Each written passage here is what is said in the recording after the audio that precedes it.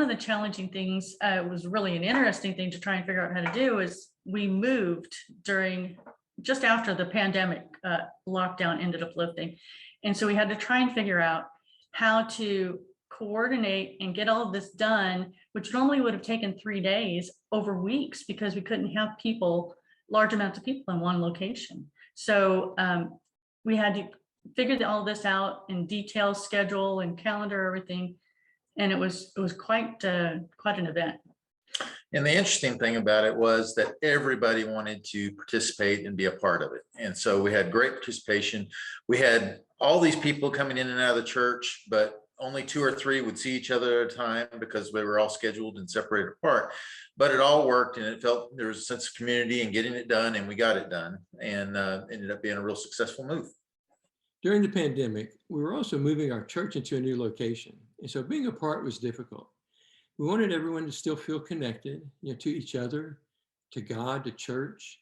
And so we took a cue from local businesses. And also we leaned into our belief that we think that church is more than just a building. God is also with us in our homes. And so we decided to make doorstep deliveries.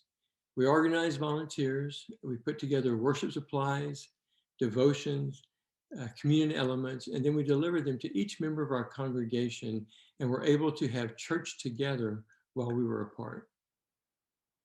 When we were finally able to worship in our new space, it wasn't exactly as we had imagined it.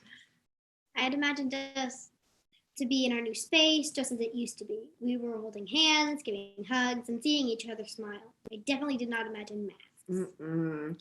But even with all the masks, even with the chairs being spaced for physical distancing, you could still feel God's presence in our new sanctuary. God was there in the voices lifted up in song, in the smiling eyes of the congregation, even behind the masks, and in the words spoken aloud in prayer.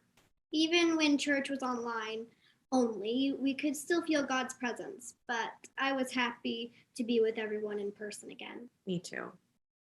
This last year was challenging, to say the least. And honestly, we're a little bit worried about Pastor Drew. It has been a really tough year, and we were kind of worried about Pastor for a while.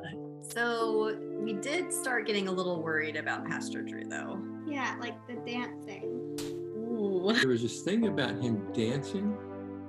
Do you remember? You remember? Yeah, he was dancing in the church. Yeah. What's up with that? Yeah.